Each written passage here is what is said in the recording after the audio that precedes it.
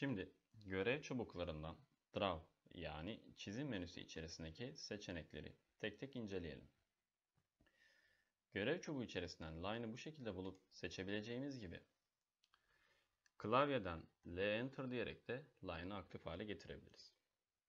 İmlecin net artı şekline dönüşmesi bize artık bir üretim, bir çizim, bir tasarlamaya başlayabileceğimiz ve buna başlamak için de bir referans noktası seçmemiz gerektiğini ifade ediyor.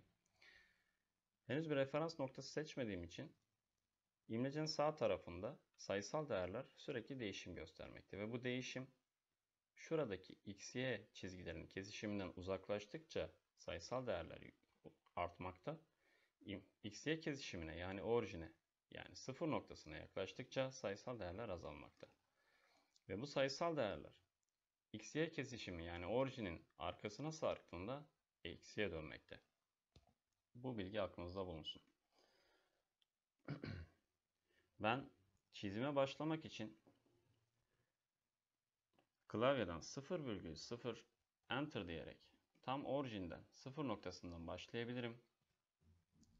Veya ekranın herhangi bir yerine tıkladığım noktadan itibaren de çizime başlayabilirim. Ve tıkladığım yer zaten orijine, otomatikman 0 noktasına da dönüşmekte. Çünkü oradan itibaren bize ölçü tanımlamakta. Ölçü farkını görüyorsunuz. Şu an F8 komutunu aktif ettim.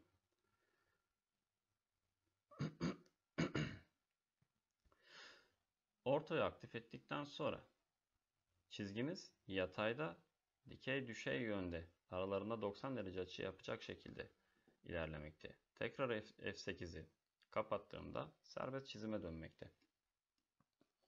Line'la F8'i aktif edip 50 birim uzunluğunda ben bunu santimetre şeklinde ayarladım.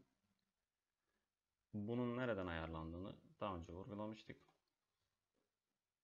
50 birimlik bir mesafe girdikten sonra dikeyde değil de F8'i kapatarak yatayda 45 derece açı yapan yine 50 birim uzunluğunda bir çizim yapmak istiyorum. Bunun için yine 50 diyorum.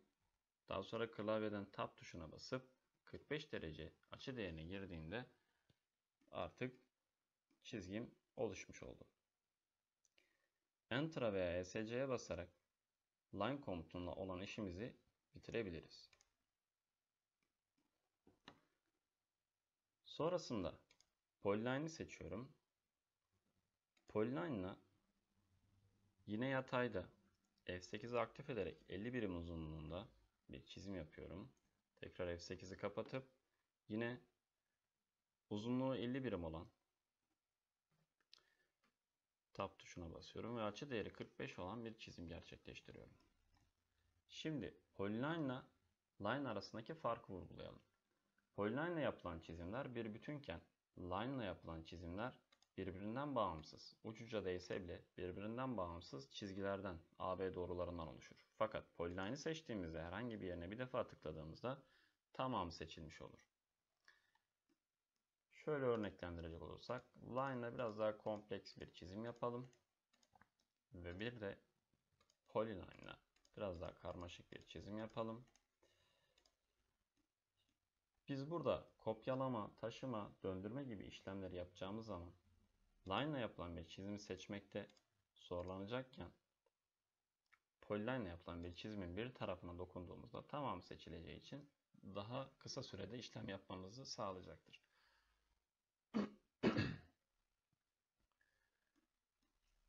Polyline'ın diğer özelliklerine gelelim. Polyline komutunu klavyeden PL Enter diyerek aktif edebiliyoruz. Ve şöyle bir rastgele çizim yapacak olursak PL Enter deyip aktif ettiğimiz Polyline'da bir bütün şeklinde kavisli çizimler ve yine devamlı düz çizgiler elde etmemiz mümkün. Bunun için A Enter dediğimde artık yarım daire arch da diyebiliyoruz. Oluşturabiliyoruz. Ve bunları tam istediğimiz koordinatlara yerleştiremeyebiliriz. Tekrar L Enter dediğimizde çizgimiz düzlemli hale geliyor ve başladığımız yerde bitirebiliriz. Biz bu arçları tam istediğimiz koordinatlara yerleştiremediğimiz için oynamamız gerekir. Tasarımda yapmak istediğimiz, beklentimiz, hedefimiz neyse buna bağlı oynamaları rahatlıkla gerçekleştirebiliyoruz.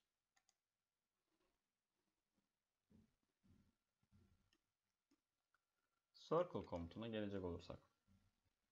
Burada yarıçapı verilip oluşturabilecek bir çember, alt menülerinde ise tam çapı, 2 referans, 3 referans noktalı veya teğet özellikli çemberler çizme imkanı sunan bir menüsü var. Buraya yarıçap değerini 100 girdiğimiz bir çember yapalım. Biz bu çemberin değerini daha sonra büyütüp küçültme şansımız var. Arch komutuna gelecek olursak, Arch komutu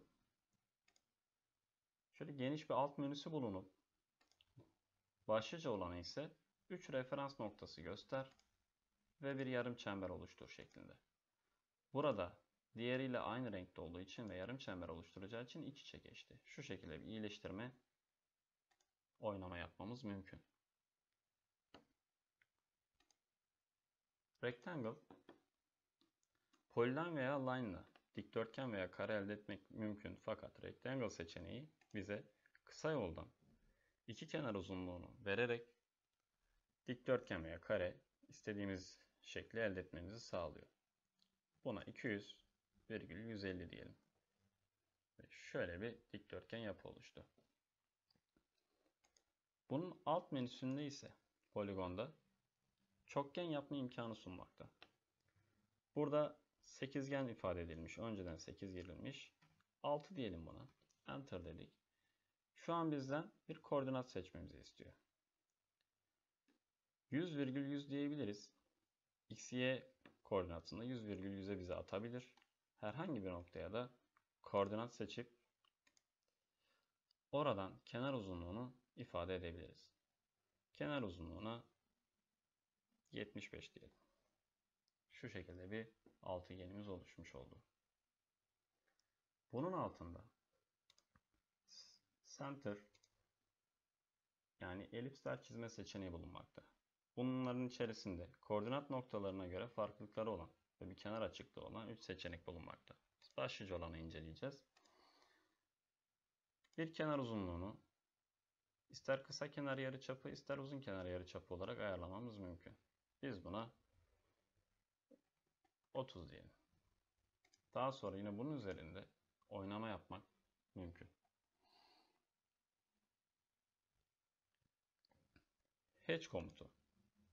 Hatch komutu kendi altında 3 başlığa ayrılacak olup temel unsuru inceleyelim. Hatch komutunu seçtikten sonra özellikle yat katmanları oluşturduğumuzda yatak odası, banyo, tuvalet, kaptan köşkü gibi alanların desen farkıyla birbirinden bağımsız şekilde ifade edilebilmesi için Hatch komutu aktif olarak kullanılır. Burada iki ayrı yere aynı şekilde desen yaparken başka bir yere daha farklı bir desen atayarak örneklendirmiş olduk.